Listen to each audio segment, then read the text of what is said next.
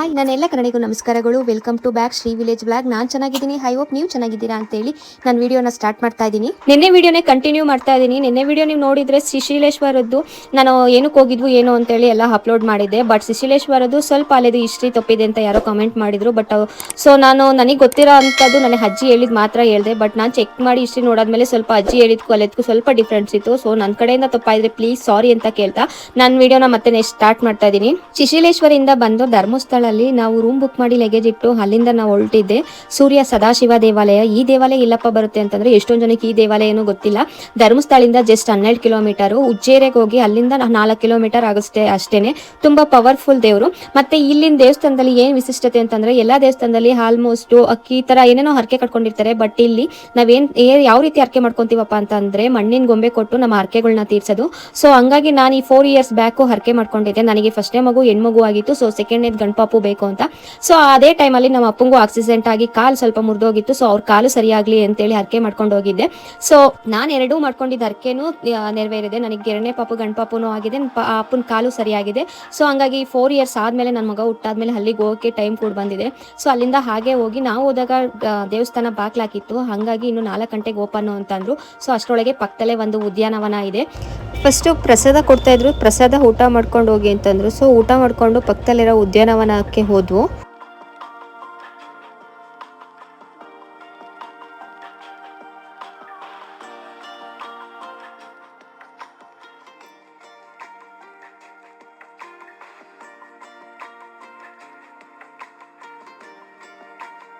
So ಅಲ್ಲಿಗೆ ಹಾಗೆ ಹೋಗಿ ಬಂದು ಆಕ್ಚುಲಿ ಇಲ್ಲಿರೋ ಉದ್ಯಾನವನದಲ್ಲಿ ದೇವರು ನಿಜವಾಗ್ಲೂ ಪ್ರತ್ಯಕ್ಷವಾಗಿರೋದಂತೆ. ಇಲ್ಲಿ ಒಂದು ಲಿಂಗ ಇದೆ. ಸೊ ನಾನು ಅಲ್ಲಿಗೆ ಹೋಗಿ ವಿಡಿಯೋ ಮಾಡೋಕ್ಕಾಗಲಿಲ್ಲ, ಯಾಕಂದ್ರೆ ಅಲ್ಲಿ ಬೋರ್ಡ್ ಹಾಕಿದ್ರು, ಅಲ್ಲೊಬ್ರು ಬೇರೆ ಕುತ್ಕೊಂಡಿದ್ರು ಯಾವುದು ಫೋಟೋ ವಿಡಿಯೋಸ್ ಮಾಡಬೇಡಿ ಅಂತ. ಹಂಗಾಗಿ ನಾನು ಮಾಡಲಿಲ್ಲ. ಹಿಂದೆ ದೂರದಿಂದನೇ ಕುತ್ಕೊಂಡು ನೋಡಿ ಝೂಮ್ ಹಾಕಿ ಮಾಡ್ತಾ ಇದ್ದೀನಿ. ಸೊ ಅಲ್ಲಿ ಉದ್ಭವ ಮೂರ್ತಿ ಇದೆ. ನಾವೇನೇ ಅನ್ಕೊಂಡು ಮನ್ಸಲ್ಲಿ ಹಿಂಗೆ ಅನ್ಕೊಂಡು ಹೋಗಿ ಆ ಕೆಲಸ ನೆರವೇರಾದ್ಮೇಲೆ ಇಲ್ಲಿ ಬಂದು ಮಣ್ಣಿನ ಗೊಂಬೆ ಎಲ್ಲಿ ಅಲ್ಲಿಂದನೇ ತರಬೇಕು ಅಂತ ಏನಿಲ್ಲ, ಇಲ್ಲೇ ಸಿಗುತ್ತೆ. ಅಲ್ಲಿ ಒಂದು ಟೋಕನ್ ಕೊಂಡು ಇಷ್ಟಿಂತ ಇದಕ್ಕೆ ಅಂತೇಳಿ ಇಂತಿಂತ ಗೊಂಬೆ ಇಂತಿಂತ ರೈಟು ಅಂತೆಲ್ಲ ಹಾಕಿರ್ತಾರೆ. ಸೊ ತಗೊಂಡು ನಾವು ಅನ್ಕೊಂಡಿರೋದು ನೆರವೇರಾದ್ಮೇಲೆ ತಾಂಡೋಗಿ ದೇವಸ್ಥಾನ ಕೊಟ್ಟು ಪೂಜೆ ಮಾಡಿಸಿದ್ರೆ ಆಯ್ತು. ಇಲ್ಲಿ ಯಾವ್ಯಾವ ರೀತಿ ಹರಕೆ ತೀರಿಸಬಹುದಪ್ಪ ಅಂತ ಅಂದ್ರೆ ಮಕ್ಳಿಲ್ದವರು, ಕೈ ಕಾಲು ಮುರಿದೋಗಿರೋರು, ಮನೆ ಕಟ್ಟಬೇಕಾಗಿರೋದು, ಯಾವ್ದಾರ ವಾಹನ ತಗೋಬೇಕಾಗಿರೋರು, ದನ ಕರುಗಳಿಗೆ ಹುಷಾರಿಲ್ಲ, ಕಣ್ ಸರಿಯಿಲ್ಲ, ಪ್ರತಿ ಒಂದಕ್ಕೂ ಯಾವ್ದು ಬೇಕಾರೋ ಹರಕೆ ಮಾಡ್ಕೊಂಡು ಮಣ್ಣಿನ ಗೊಂಬೆಲಿ ಈ ಸೂರ್ಯ ಸದಾಶಿವ ದೇವಸ್ಥಾನಕ್ಕೆ ಹರಕೆನ ತೀರಿಸಬಹುದು. ನೋಡಿ ಇಲ್ಲಿ ಶ್ರೀ ಸದಾಶಿವ ರುದ್ರ ದೇವಸ್ಥಾನ ಮೂಲ ಕ್ಷೇತ್ರ ಅಂತಾರೆ. ಇಲ್ಲೇ ದೇವರು ಪ್ರತ್ಯಕ್ಷವಾದ ಸ್ಥಳ ಅಂತಾನು ಅಂತಾರೆ. ಅಲ್ಲಿ ಒಂದು ಲಿಂಗ ಇದೆ, ನಾನು ಝೂಮ್ ಆಗಿ ತೋರಿಸಿನಲ್ಲ, ಅಲ್ಲಿ ನಾವು ಅನ್ಕೊಂಡಿದ್ದ ಹರಕೆನ ದೇವಸ್ಥಾನದಲ್ಲಿ ಕೊಟ್ರೆ ತಗೊಂಬಂದು ಎಲ್ಲ ಅಲ್ಲಿ ಸುರಿದಿದ್ದಾರೆ. ಸೊ ಅದನ್ನ ಅಲ್ಲಿಗೆ ಹೋದ್ಮೇಲೆ ನೋಡ್ಬೋದು. ಅಲ್ಲಿ ವಿಡಿಯೋ ಮಾಡಕ್ ಆಗದ ಕಾರಣಕ್ಕೆ ನಾನು ವಿಡಿಯೋನ ಮಾಡಲಿಲ್ಲ. ಅಲ್ಲಿ ಉದ್ಯಾನವನದಲ್ಲಿ ನಮಗೆ 3 ಗಂಟೆ ದೇವಸ್ಥಾನ ಓಪನ್ ಅಂತ ಅಂದ್ರು. ಸೊ ಅಲ್ಲಿ ದೇವ್ರ ದರ್ಶನ ಎಲ್ಲ ಮಾಡ್ಕೊಂಡು ಸ್ವಲ್ಪ ಹೊತ್ತು ಕೂತ್ಕೊಂಡಿದ್ವು.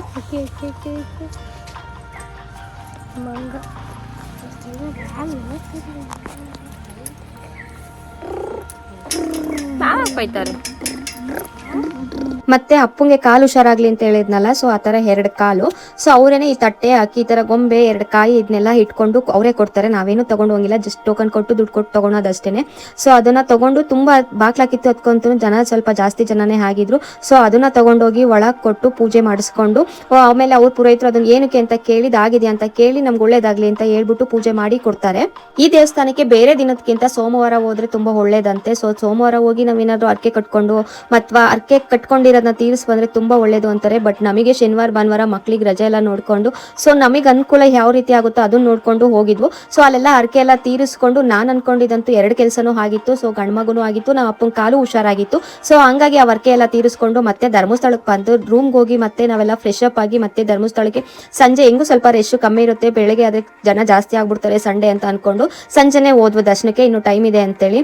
ಬಟ್ ಅಲ್ಲಿಗೆ ಹೋದ್ಮೇಲೆ ಸ್ವಲ್ಪ ಹೊತ್ತು ಈಗ ನಾರ್ಮಲ್ ಆಗಿ ಮೊದ್ಲೆಲ್ಲ ಕ್ಯೂ ಅಲ್ಲಿ ಹೋಗ್ತಾ ಇದ್ವು ಧರ್ಮಸ್ಥಳ, ಈಗ ಸೇಮ್ ತಿರುಪತಿ ತರಾನೇ ಕೂಡ ಹಾಕ್ತಾರೆ. ನೋಡಿ ಎಷ್ಟೊಂದು ಜನ ಅಲ್ಲೇ, ನಾನು ಆಕ್ಚುಲಿ ಇನ್ನೂ ಒಂದು 6 ಮಂತ್ ಬ್ಯಾಕ್ ಹೋಗಿದೆ. ಬಟ್ ಈ ತರ ಎಲ್ಲ ಮಾಡಿದ್ರು. ಅವಾಗ ನಮಗೆ ಕೂಡಾಕಿರ್ಲಿಲ್ಲ, ಜಸ್ಟ್ ಇದನ್ನೆಲ್ಲ ಹಾಗೆ ನೋಡ್ಕೊಂಡು ಈಚೆಲ್ ಹೋಗಿದ್ದು. ಬಟ್ ಈ ಸತಿ ನಮಗೆ ಜಾಸ್ತಿ ಹೊತ್ತೇನು ಕೂಡಾಕ್ಲಿಲ್ಲ, ಒಂದು 10 or 20 ಮಿನಿಟ್ಸ್ ಕುಂತಿದ್ವು ಅನ್ಸುತ್ತೆ ಅಷ್ಟೇನೆ. ಅಷ್ಟೊತ್ತಿಗೆ ಬೇಗ ಬಿಟ್ರು, ಸಂಜೆ ಅಲ್ವಾ. ಸೊ ಅಷ್ಟೊಂದೇನು ರಶ್ ಇರಲಿಲ್ಲ, ಆರಾಮಾಗಿ ಧರ್ಮಸ್ಥಳ ದರ್ಶನ ಏನೋ ಬೇಗ ಆಯ್ತು.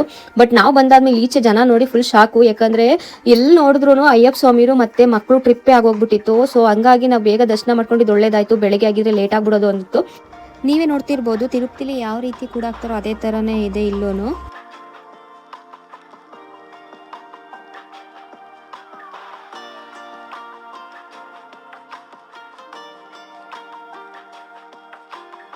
ನಿಮಗೆ ನಿನ್ನೆ ವಿಡಿಯೋದಲ್ಲಿ ಹೇಳಿದ್ದೆ ಶಿಶಿಲೇಶ್ವರದಲ್ಲಿ ಅಜ್ಜಿಗೊಬ್ರು ಫ್ರೆಂಡ್ ಆಗಿದ್ರು ಅಂತ. ಸೊ ಅವ್ರನ್ನ ಈ ವಿಡಿಯೋದಲ್ಲಿ ನಾನು ತೋರಿಸ್ತೀನಿ ಅಂತ ಅಂದಿದ್ದೆ.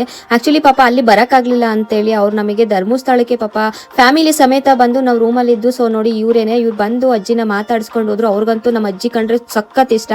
ಸೊ ಇವ್ರು ನೋಡಿ ನಂಗಂತೂ ತುಂಬಾ ಖುಷಿ ಆಯ್ತು. ಪಾಪ ಅಜ್ಜಿಗೋಸ್ಕರ ಅಲ್ಲಿಂದ ಬಂದು ಮಾತಾಡಿಸ್ಕೊಂಡು ಹೋದ್ರಲ್ಲ. ಈ ಕಾಲದಲ್ಲಿ ಇಂಥ ಜನ ಇದ್ದಾರೆ ಅಂತೇಳಿ ಆಕ್ಚುಲಿ ನಾವೇ ಆಗಿದ್ರು ಹೋಗ್ಲಿ ಬಿಡು ಮತ್ತೆ ಇಲ್ಲಿಂದ ಯಾರು ಅಂತ ಅನ್ಕೊಂಡಿವು. ಬಟ್ ಅವ್ರಿರೋ ಪ್ಲೇಸ್ ಇಂದ ನಮ್ಮನ್ನ ಹುಡಿಕೊಂಬಂದು ಮಾತಾಡ್ಸ್ಕೊಂಡು ಹೋಗಿದ್ಕಂತೂ ನಂಗಂತೂ ಸಖತ್ ಖುಷಿಯಾಗಿ ಹೋಗ್ಬಿಡ್ತು. ಈ ಕಾಲದಲ್ಲಿ ಇಂಥ ಜನ ಇದ್ದಾರೆ ಅಂತ ಅನ್ನಿಸ್ತು. ಸೊ ಅವರು ನೋಡಿ ಮಾತಾಡಿಸಿ ಕಳಿಸಿ ಆಮೇಲೆ ದರ್ಶನ ಎಲ್ಲ ಮುಗಿಸ್ಕೊಂಬಂದು ಬೆಳಿಗ್ಗೆ ಎದ್ದು ಮತ್ತೆ ಅಲ್ಲೇ ಇರೋಂಥ ಗೊಮ್ಮಟೇಶ್ವರ ಹತ್ರನೂ ಹೋಗಿದ್ದು.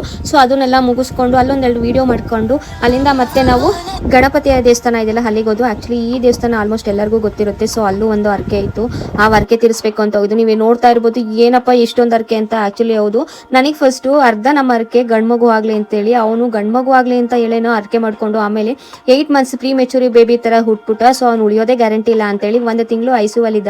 ಸೊ ಅವಾಗ ಅವ್ನು ಬದುಕ್ಲಿ ಅಂತೇಳಿ ಇನ್ನೊಂದಷ್ಟು ಅರ್ಥ ಅರ್ಕೆ. ಸೊ ಹಂಗಾಗಿ ಅರ್ಕೆ ಮೇಲೆ ಅರ್ಕೆ ನಾವೀಗ ಅವ್ನು 4 years ಒಂದೊಂದೇ ನಮ್ಮ ಕೈಲಿ ಆದಷ್ಟು ಅರ್ಕೆನ ತೀರಿಸ್ಕೊಂಡು ಬರ್ತಾನೆ ಇದೀವಿ.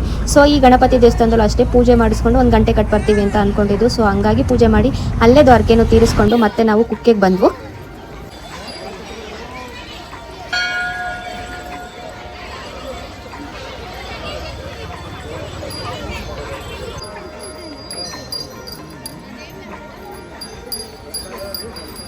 ಕೊಡು ಫೋನ.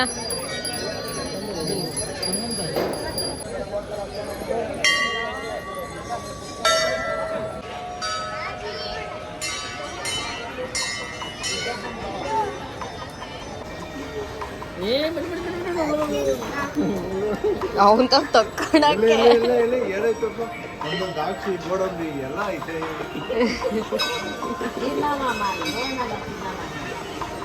ಊಟ ಕೊಡೋದು ನಿಮ್ ತಾತಕ್ಕೂ ನೀವು ಗೊತ್ತಿದ್ರು ಏನು ಊಟ ಅಂತ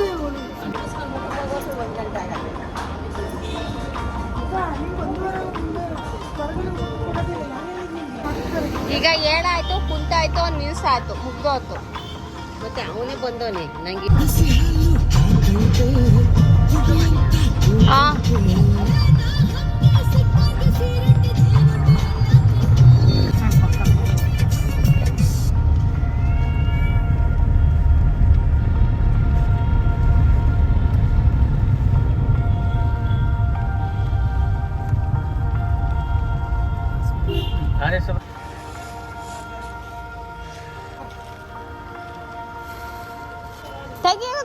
ಸೌತ್ ಕಿಡ್ಕ ಗಣಪತಿ ಪೂಜೆ ಎಲ್ಲ ಮುಗಿಸ್ಕೊಂಡು ಕುಕ್ಕೆಗೆ ಬಂದು ಕಾರ್ ಪಾರ್ಕಿಂಗ್ ಮಾಡೋಕ್ಕೆ ಜಾಗ ಇರಲಿಲ್ಲ, ಅಷ್ಟು ರಶ್ ಇತ್ತು.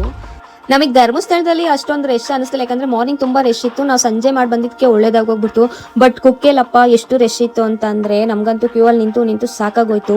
ಅಲ್ಲಿ ನನ್ನ ಮಗಳು ಬೇರೆ ಹೇಟು ಸಮೇತ ಮಾಡ್ಕೊಂಡ್ಬಿಟ್ಲು, ಅಷ್ಟು ರಶ್ ಇತ್ತು.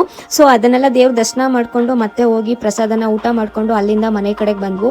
ಸೊ ನಂಡೆ ಈ ತರ ನಾವು 3 ದೇವ್ರನ್ನೂ ಮಾಡ್ಕೊಂಡು ನಂದು 2 ಅರ್ಕೆ ಅಂತೂ ತೀರ್ತು, ಇನ್ನೂ ಇದೆ. ಸೊ ನೆಕ್ಸ್ಟ್ ಧರ್ಮಸ್ಥಳದಲ್ಲೂ ಇದೆ, ಇನ್ನೂ ಒಂದು ತುಲಾಭಾರ ಮಾಡಿಸ್ತೀನಿ ಅಂತ ಅನ್ಕೊಂಡಿದ್ದೆ. ಬಟ್ ಅದಿನ್ನೂ ಆಗ್ತಿಲ್ಲ. ವರ್ಷ ಹೋಗ್ತಾ ಇದೀನಿ, ಬಟ್ ಯಾಕಪ್ಪ ಅದು ಕೂಡ ಬರ್ತಾ ಇಲ್ಲ ಅಂತ ಗೊತ್ತಿಲ್ಲ. ಏನಾದ್ರೂ ಒಂದು ರೀಸನ್ಗೆ ರಿಟರ್ನ್ ಬರ್ತೀನಿ. ಸೊ ಇಲ್ಲಿ ಕುಕ್ಕೆದ ಯಾಕೆ ಅರ್ಕೆ ಮಾಡ್ಕೊಂಡಿಲ್ವ ಅಲ್ಲೇದೇನಿಲ್ಲ ಅಂತ ಕೇಳ್ಬಿಡ್ರಿ, ಅಲ್ಲೇದು ಅರ್ಕೆ ಇತ್ತು. ಬಟ್ ಆಲ್ರೆಡಿ ಅದು ಮುಗಿಸಿದೀನಿ, ಅರ್ಕೆನ ಮುಗಿಸಿದೀನಿ. ಇನ್ನು ಧರ್ಮಸ್ಥಳದೊಂದಿದೆ. ಸೊ ಹಿಂಗೆ ಒಂದೊಂದೇ ಅರ್ಕೆನ ನಮ್ಮ ಕೈಲಿ ಆದಷ್ಟು ತೀರಿಸ್ಕೊಂಡ್ ಬರ್ತಾ ಇದೀನಿ. ಸೊ ನಂಡೆ ಈ ತರ ಆಯ್ತು. ನಿಮ್ಗೇನಾದ್ರೂ ಈ ವಿಡಿಯೋ ಇಷ್ಟ ಆಗಿದ್ರೆ ಪ್ಲೀಸ್ ಲೈಕ್ ಮಾಡಿ, ಶೇರ್ ಮಾಡಿ, ಕಮೆಂಟ್ ಮಾಡಿ, ಸಬ್ಸ್ಕ್ರೈಬ್ ಮಾಡಿ ಅಂತೇಳಿ ಪ್ಲೀಸ್ ಸಪೋರ್ಟ್ ಮಾಡಿ ಅಂತೇಳಿ ನಾನು ವಿಡಿಯೋನ ಎಂಡ್ ಮಾಡ್ತಾ ಇದೀನಿ. Thanks for watching. ಮತ್ತೆ ನೆಕ್ಸ್ಟ್ ವಿಡಿಯೋದಲ್ಲಿ ಸಿಗೋಣ.